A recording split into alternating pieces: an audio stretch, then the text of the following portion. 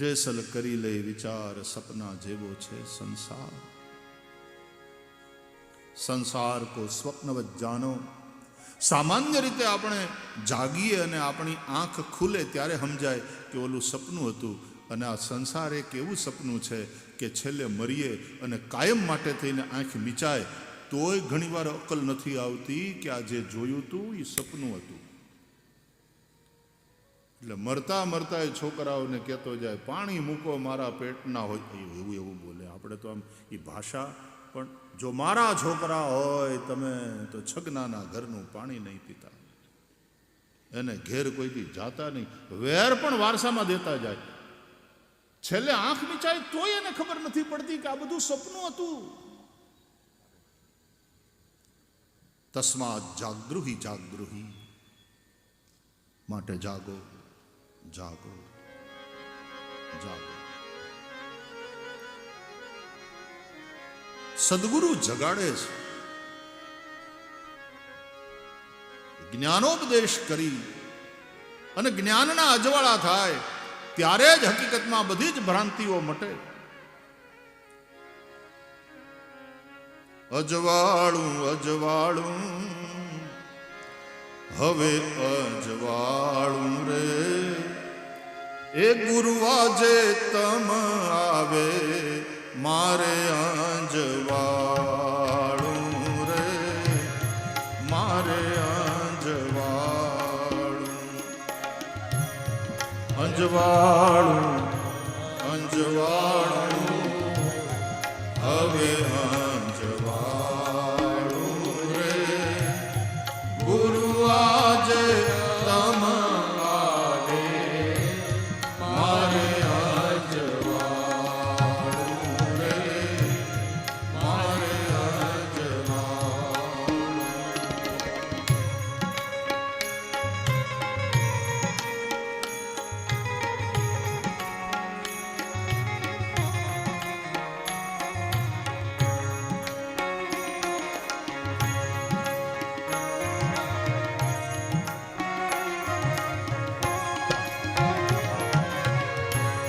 સદગુરુ શબ્દ જ્યારે શ્રવણે સુણાવ્યો રે, સદગુરુએ એ શબ્દ જ્યારે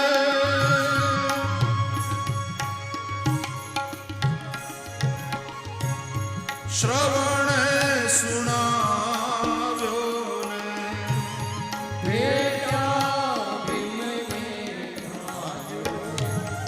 રમણાનું તાળું અજવાળું અજવાળું હવે અંજવાળું રે, ગુરુ આજે તમ આવે મારે અંજવાળું રે,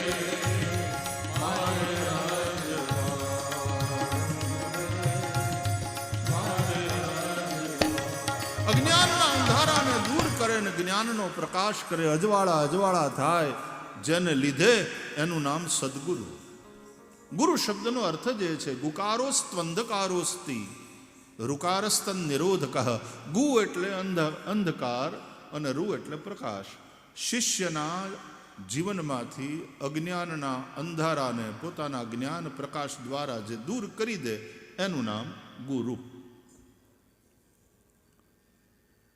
ये ग्रंथ गुरु है, श्रीमद् भागवत गुरु है, क्योंकि श्रीमद् भागवत भगवान श्री कृष्ण का ही स्वरूप है और श्री कृष्ण कृष्णम वंदे जगत गुरु. तो एनो वक्ता विरक्त होय. बीजू वैष्णव होय. विरक्तो वैष्णवो विप्रो. વૈષ્ણવ એટલે વિષ્ણુને ભજનારો, અને વિષ્ણુ એટલે વ્યાપક દ્રષ્ટિવાળો. વિષ્ણુને ભજનારો એટલે કે વ્યાપક દ્રષ્ટિવાળો, એની સંકીર્ણ દ્રષ્ટિ ન હોય. એ કોઈ સંપ્રદાયના અંદર દીક્ષિત હોય એ બરાબર, પણ એની દ્રષ્ટિ સંકીર્ણ ન હોવી જોઈએ, સંકુચિત ન હોવી જોઈએ. વિશ્વ આખાનું કલ્યાણ થાય એ રીતની એની વાતો હોવી જોઈએ. અને એટલા માટે એક અર્થમાં વ્યાસપીઠ એ વૈશ્વિક પીઠ છે. વિરક્તો, વૈષ્ણવો, વિપ્રો. ભાગવતનો વક્તા વિપ્ર હોવો જોઈએ. વિપ્ર એટલે બ્રાહ્મણ એવો સીધો સાદો આપણે અર્થ કરીએ. વિવેક પ્રધાન, જ્ઞાન પ્રધાન જીવન જીવનારો વિપ્ર, અથવા તો બ્રહ્મને જાણે તે બ્રાહ્મણ. વિરક્તો, વૈષ્ણવો, વિપ્રો, વેદશાસ્ત્ર વિશુદ્ધિકૃત. એ બ્રહ્મને ક્યારે જાણે? વેદ શાસ્ત્રમાં પારંગત હોય, પરંપરાથી વેદ ભણ્યો હોય એવા સમર્થ સદગુરુ પાસે રહીને શાસ્ત્રોનું જેણે અધ્યયન કર્યું હોય, વેદ શાસ્ત્ર વિશુદ્ધિકૃત, દ્રષ્ટાંત કુશલ, દ્રષ્ટાંત દ્વારા સિદ્ધાંતને સમજાવવામાં કુશળ, ધીર, ધીર હોય, ધીરજવાળો, એનામાં ધૈર્ય હોય. વક્તામાં બહુ ચંચલતા એ શોભે નહીં. વક્તામાં એક ધૈર્ય, એક ગાંભીર્ય. વક્તા કાર્યોતિ નિસ્પૃહ, અતિ નિસ્પૃહી હોવો જોઈએ. હું આને કંઈક સાચું કહીશ ને પછી એને ખરાબ લાગશે ને પછી એ પગે લાગવાનું બંધ કરી દે, ઘરે બોલાવવાનું બંધ કરી દે, તો આવી કોઈ સ્પૃહા નહીં કે આ મારી પૂજા કરતો રહે ને મને પગે લાગતો રહે ને મને માન આપતો રહે. ના, એના ભલા માટે જે કહેવાનું છે બિલકુલ કહેવાનું, અને યોગ્ય રીતે કહેવાનું, અપમાનથી નહીં, વિવેકથી. કારણ કે વિપ્ર છે, વિવેક પ્રધાન છે, એની વાણીમાં વિવેક હોય. વચન વિવેકી જે નર નારી પાનબાય, બ્રહ્માદિક લાગે એને પાય. મને બહુ ગાતા નથી આવડતું સંતવાણીમાં, પણ મને ગમે છે બહુ સંતવાણી, એના એક એક શબ્દો. વચન વિવેકી જે નર ને નારી પાનબાય, એ બ્રહ્માદિક લાગે ને પાય. ગંગા સતી અને પાનબાઈનો આ સંવાદ બહુ પ્રસિદ્ધ વાણી છે. વચન વિવેકી, પણ કહેવાનું હોય હિતની વાત એ કહે, કોઈ ભય વગર કે કોઈ લાલચ વગર સૌને એના હિતની વાત કરે. અતિ નિસ્પૃહી. ભાગવત પરમહંસોની સંહિતા છે, અને તેથી જેનો જેટલો વિશેષ વૈરાગ્ય ભાગવતમાં, એનો એટલો વિશેષ અધિકાર, એટલે કે પાત્રતા. અહીંયા અધિકારનો અર્થ છે પાત્રતા. તો પરબ્રહ્મ, ભાગવતનો પ્રારંભ એ પરબ્રહ્મને જાણવા માટે જે બ્રહ્મસૂત્રની રચના થઈ, વેદોને આધારે, ઉપનિષદોને આધારે, એ બાદરાયણના 555 સૂત્રો 4 અધ્યાયમાં. એમાં અથાતો બ્રહ્મ જિજ્ઞાસા, આ પહેલું સૂત્ર. જન્માદ્યસ્ય યતઃ, આ બીજું સૂત્ર. આ સૂત્ર કહેવાય, વેદમાં છે એ મંત્ર કહેવાય, ઉપનિષદોમાં મંત્ર છે. યતો વા ઇમાની ભૂતાની જાયન્તે યેન જાતાની જીવંતી યત પ્રયંત્યભિસંવિશંતિ તદ્વિજિજ્ઞાસસ્વ તદ્બ્રહ્મેતિ. હવે આટલા મોટા મંત્રને માત્ર 2 સૂત્રમાં બાદરાયણે કહી દીધું. અથાતો બ્રહ્મ જિજ્ઞાસા જન્માદ્યસ્ય યતઃ, જેનાથી આ સમગ્ર સૃષ્ટિની ઉત્પત્તિ, સ્થિતિ અને લય થાય છે. એ પરબ્રહ્મ પરમાત્મા, હવે અમે એને જાણવાની ઈચ્છા કરીએ છીએ. જિજ્ઞાસા, એનો એક અર્થ થાય છે ઈચ્છા, પણ એક અર્થ થાય હવે અમે એના ઉપર વિચાર કરીએ છીએ. બહુ વાતો કરી સંસારને લગતી, વ્યવહારને લગતી. હવે અમે જરા પરબ્રહ્મને લગતી વાતો, પરબ્રહ્મને લગતો વિચાર, હવે બ્રહ્મ વિચાર કરીએ. માતા સરસ્વતીને વંદન કરતી વખતે એક શ્લોક આવે છે ને, એમાં શુક્લામ બ્રહ્મ વિચાર સાર પરમામ આદ્યામ જગત વ્યાપિનીમ વીણા પુસ્તક ધારિણીમ અભયદામ. બ્રહ્મ વિચાર સાર પરમામ આદ્યામ જગત વ્યાપિનીમ. ભાગવતનો પ્રારંભ એ બ્રહ્મ વિચારથી થયો. સત્યમ પરમ ધીમહિ. અમે પરમ સત્યનું ધ્યાન કરીએ છીએ, અથવા તો અમે હવે એ પરમ સત્યના ઉપર ચિંતન કરીએ છીએ. ભાગવત એટલે શું? એ પરમ સત્ય પરબ્રહ્મ પરમાત્મા ઉપર ચિંતન. આપણે સંસારનું બહુ ચિંતન કર્યું, સંસારના વિષયોનું બહુ ચિંતન કર્યું. કોને આગળ લઈ આવવો છે ને કોને પાડી દેવો છે, બધા બહુ વિચાર કર્યા. હવે બધાય પ્રપંચમાંથી છૂટી પરબ્રહ્મનું ચિંતન કરીએ. જે ચિંતન તમને સંસારથી મુક્ત કરે. તો જેમ રાત્રિના અંધારામાં રસ્તામાં પડેલી રસ્સીમાં દોરડામાં સર્પનો ભાસ થાય અને અજવાળું થતા ખબર પડે કે આ સર્પ નથી, આ દોરડું છે, એમ જે પરબ્રહ્મ પરમાત્મા રૂપી અધિષ્ઠાનમાં આ સંસારનો ભાસ થાય છે. હકીકતમાં સંસાર છે જ નહીં, ભાસ માત્ર છે. એટલા માટે આદ્ય શંકરાચાર્ય ભગવાન કહે છે બ્રહ્મ સત્યમ જગન મિથ્યા. બ્રહ્મ હી સત્ય. એ પરબ્રહ્મ રૂપી પરમ સત્યમાં, એટલે કે અધિષ્ઠાનમાં, એટલે કે આધારમાં, એટલે કે દોરડામાં સર્પનો ભાસ થાય છે, એટલે કે સંસારનો ભાસ થાય છે. કેમ? અંધારાને કારણે. અંધારું એટલે અજ્ઞાન.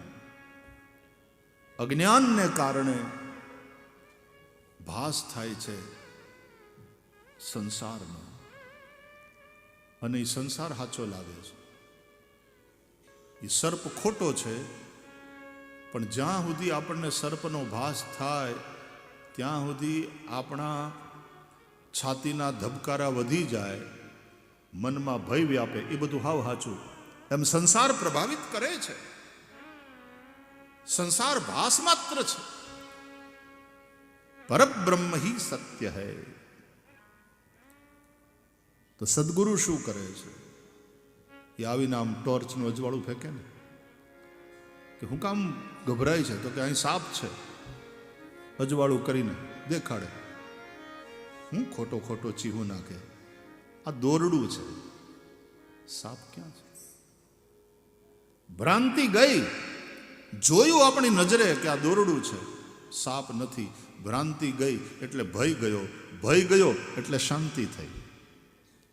એમ સદગુરુ પ્રકાશ કરે જ્ઞાનનો, અને ત્યારે ખબર પડે કે આ પરબ્રહ્મ જ છે, બધું જ બ્રહ્મ છે, મારા પરમાત્મા સિવાય બીજું કાંઈ નથી. સિય રામ મેં સબ જગ જાની, કરમ પ્રણામ જોરી જુગ પાની. પછી ભય નહીં, પછી ભાવ, બધાયને વંદન. એટલા માટે નરસિંહ મહેતાએ કહ્યું કે જ્યારે આ દર્શન થાય અને બધાયને વંદન કરતો થાય ત્યારે વૈષ્ણવ થયો. સકળ લોકમાં સૌને વંદે, નિંદા ન કરે કે નીરે. વાચ કાચ મન નિશ્ચલ રાખે, વાચ કાચ મન નિશ્ચલ રાખે. ધન ધન જનની તેની રે. વૈષ્ણવ જન તો તેને કહીએ.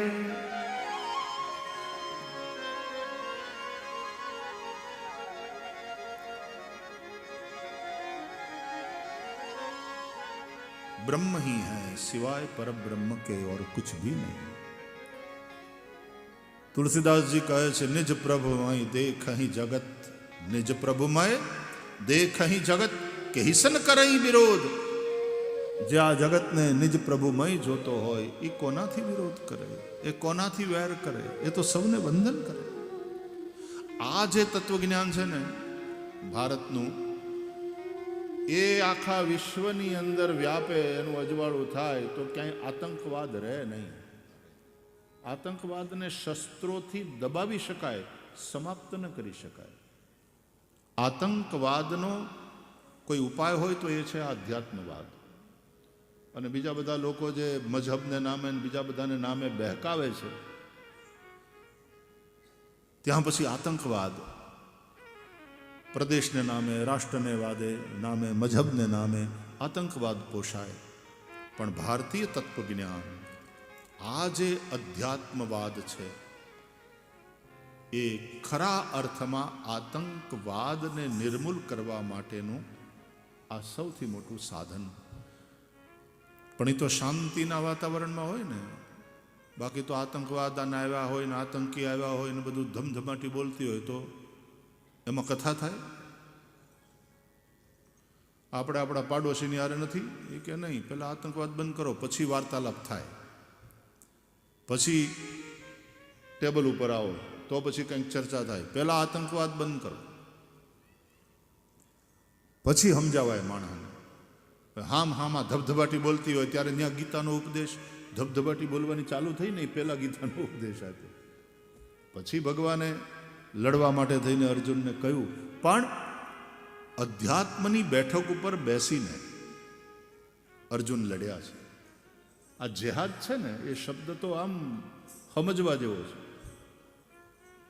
અત્યારે એટલા માટે કાર્લ માર્ક્સે ધર્મને અફીમ કા નશા બતાયા કે ધર્મ અફીમ કા નશા. ભારતીય ઋષિઓ કહે છે ધર્મ અફીણનો નશો નહીં, ધર્મ જીવનનો ઓક્સિજન છે, પ્રાણવાયુ છે. તો તમે ધર્મને કઈ રીતે તમે લો છો? એટલા માટે ઋષિઓની આ સંસ્કૃતિ, એટલા માટે સનાતન ધર્મનું આ ગૌરવ ત્યારે આપણને થાય છે. તો ભાગવત જેવા ગ્રંથો, રામાયણ, ભગવદ્ ગીતા જેવા ગ્રંથો આ વૈશ્વિક ગ્રંથો છે. સમગ્ર વિશ્વની માનવતાના કલ્યાણની વાતો આ ગ્રંથમાં કહી છે. બહુ સરસ છે મંગલાચરણનો પહેલો શ્લોક. આવો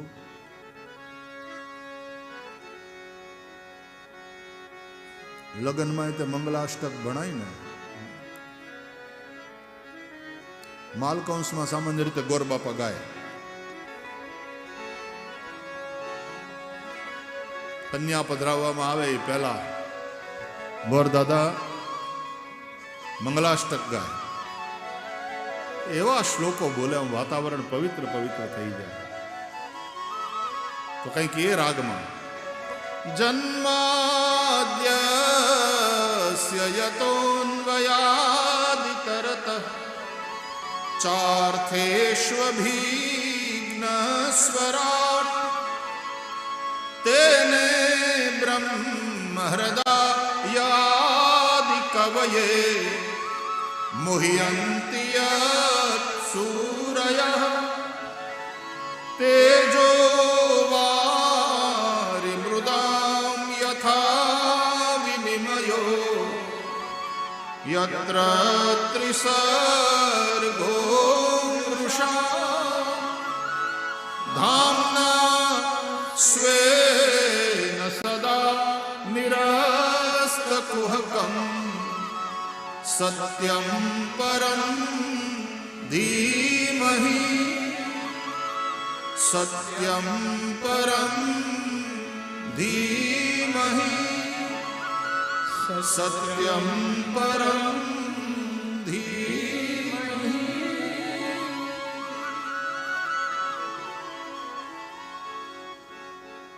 ભાગવતનો આ સૌથી પહેલો વહેલો શ્લોક, એમાં ઠાંસીને વેદાંત ભર્યું છે. આનો જ વિસ્તાર છે પછી શ્રીમદ ભાગવત. આ બીજ છે.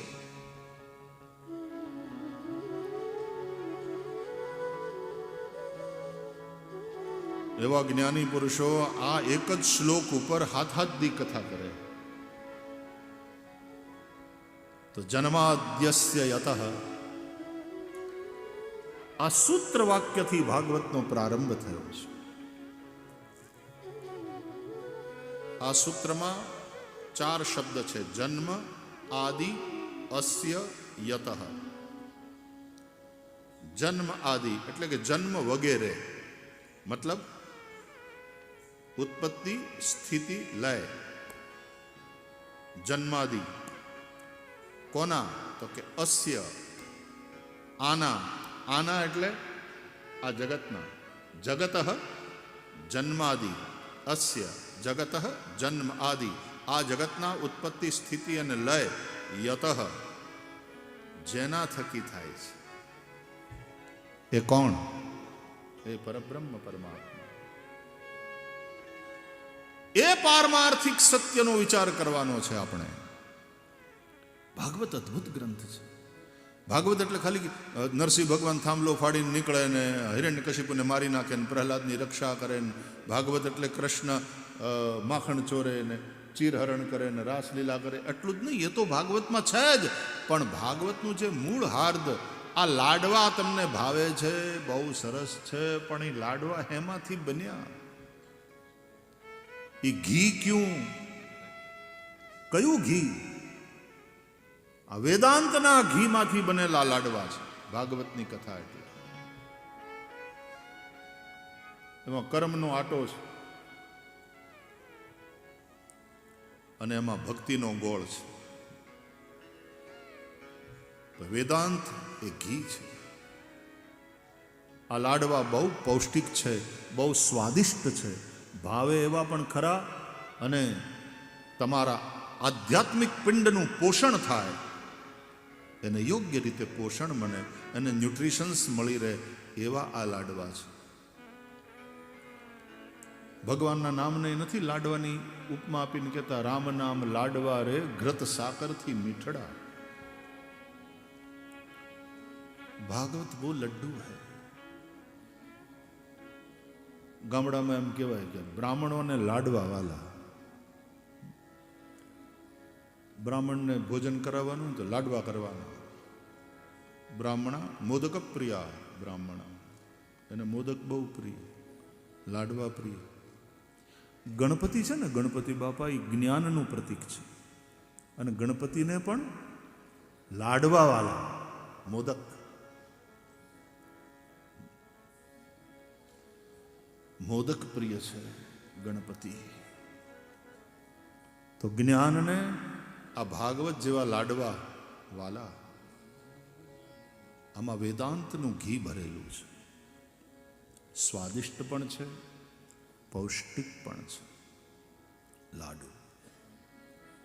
તો આવો, આ વ્યાસપીઠ છે ને એ તમને આ લાડુ જમાડવા માટેનું છે. લાડુનું જમણ. જન્માદ્યસ્ય યતઃ અન્વયાત ઇતરતઃ. જે પરબ્રહ્મ પરમાત્મા થકી આ બધું છે, એ જો ન હોય તો આ કાંઈ ન હોય. આપણે નથી કહેતા તમે છો તો બધું છે અમારે, તમે નથી તો કાંઈ નથી. तुम ही हमारी दुनिया हो, तुम ही हमारी कायनात हो. You are my world, you are my universe.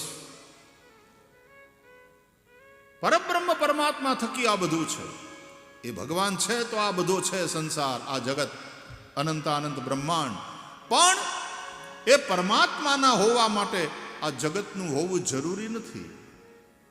એ તો જગત ન હોય તોય ઈ હોય. એનું હોવું, એનું અસ્તિત્વ નિરપેક્ષ છે. જેનું અસ્તિત્વ નિરપેક્ષ છે એ જ સત્ય છે. જગતનું અસ્તિત્વ સાપેક્ષ છે. જગત એટલા માટે છે કે જગદીશ છે. જગદીશ ન હોય તો જગત ન હોય. જે સર્વજ્ઞ છે, જે પરમાત્મા સ્વયં પ્રકાશ છે, એ પરમાત્મા બધાને જ્ઞાન આપે છે. એને જ્ઞાન આપનારો કોઈ નથી, એ પોતે જ જ્ઞાન સ્વરૂપ છે. એ પરમાત્મા સર્વનો પ્રકાશક છે, પણ એને પ્રકાશિત કરનાર કોઈ નથી. એ પોતે પોતાનાથી પ્રકાશે છે. જગત પ્રકાશ્ય પ્રકાશક રામ. જો તમે તમારા ઘરમાં બેઠા બેઠા રાતના ટીવી ઉપર કોઈક સિરિયલ જોતા હોય, તમારી કોઈ ફેવરેટ હોય, સાસ ભી કભી બહુ થી, દાખલા તરીકે એક જણો મને કહે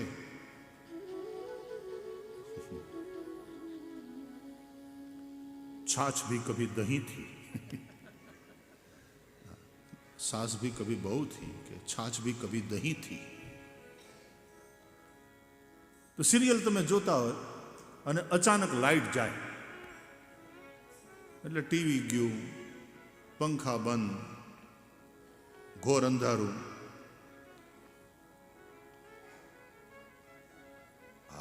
આ સમયે લાઈટ ઠેકાણા જ નથી, કાંઈ વીજળીના ઠેકાણા નથી, અને પછી ટીકાવ ચાલુ થાય, લ્યો જ્યોતિર્મય ગ્રામ હું વહી તો જાય છે વારે ઘડીએ લાઈટ, એટલે ભાઈ ઓલો મીણબત્તી કરો, મીણબત્તી કરો. એટલે ઘરની ગૃહિણી ઊભી થાય, એ અંધારામાં હાલતી હાલતી વળી ક્યાંક ભટકાય, વળી ક્યાંક પડે, એ પડતી નહીં, ધ્યાન રાખજે તું, મીણબત્તી કર. કરું છું ભાઈ, કરું છું. અંધારામાં સંવાદ હાલતા હોય, પછી એ અંદર જાય રહોડામાં, ત્યાં ક્યાં ખાનામાં રાખી હતી મીણબત્તી, એ પાછું યાદ આવે તો વળી એ અંધારામાં ફંફો છે, હાથ ટટોલતે હૈ કહા હૈ મોમબત્તી, મળી જાય તો પાછું લાઇટર ક્યાં, માચિસ ક્યાં, મીણબત્તી ક્યાં એ શોધવું પડે છે, માચિસ ક્યાં તે શોધવું પડે છે, તમે ક્યાં એ તમારે શોધવું પડે, તમારે તમને ગોતવા પડે, મીણબત્તી ગોતવી પડે, માચિસ ગોતવું પડે. અંધારામાં તમે ક્યાં છો?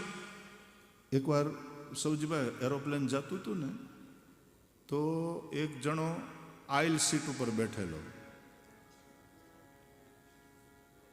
First C, alpha C. તો એ આમ આઇલમાં જ્યાંથી નીકળે ને બહાર એને આઇલ સીટ કહે. તો એવડો એ ઓલા બારીવાળી સીટ પાસે બેઠો તો એને જઈને કહે, જરા સીટ બદલશું આપણે please, can I have this window seat please? એ કે ઓકે, પણ તમને કેમ વિન્ડો સીટ જોઈએ? એ કે મને બારીની બહાર જોવાની આમ ટેવ, મને ગમે. એ ભાઈ રાતની ફ્લાઇટ છે, બારીમાંથી તું બહાર હું જોઈ લેવાનું? રાતની ફ્લાઇટ છે, કદાચ કાંઈક જોવું કરવું હોય તો એરોપ્લેનમાં જ કરવાનું, બહાર કાંઈ દેખાવાનું નથી, બહાર તો અંધારું હોય. એ કે મારે અંધારું જોવું છે. અંધારા, હવે સાંભળો, અંધારાને જોવા માટે પણ તમારી આંખમાં અજવાળા હોવા જોઈએ. એ અંધારાને પ્રકાશિત કરે, દેખાડે, એ કઈ શક્તિ છે? એ આત્મશક્તિ છે.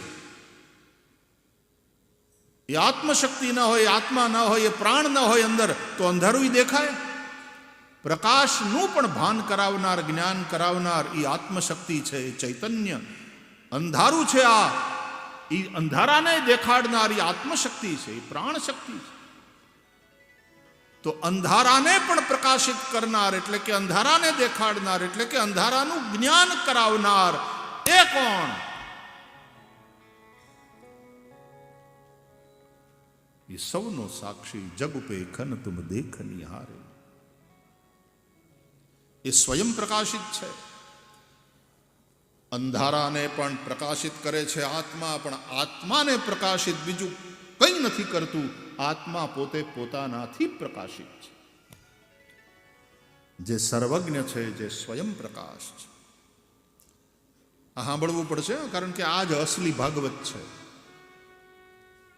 વ્યાસપીઠ તમને મનોરંજન કરાવવા માટે નથી. મનોમંથન થાય, અજવાળું થાય. એટલે અમુક વસ્તુ જેમ ટીચર મારી મારીને શીખવાડે ને, એમ વ્યાસપીઠે મારી મારીને શીખવાડવાનું હોય છે. ટીચર એન્ટરટેનર નથી. એમ ભાગવતનો વક્તા, આ કથા, આ વ્યાસપીઠે એન્ટરટેનમેન્ટ માટે નથી, એનલાઇટનમેન્ટ માટે છે. જે સ્વયં પ્રકાશ છે, જે સર્વજ્ઞ છે. જેણે બ્રહ્માને વેદોનું જ્ઞાન કરાવ્યું. બ્રહ્મા બુદ્ધિના દેવ છે. બુદ્ધિનો બલ્બ પણ આ શક્તિથી પ્રકાશે છે. હવે આ કેવા સરસ આમ દીવા લાગે જો, આકર્ષક છે દીવડા, પણ કોના થકી પ્રકાશે છે? એ વીજળી કઈ, એ પાવર કયો? બુદ્ધિ બલ્બ જેવી છે.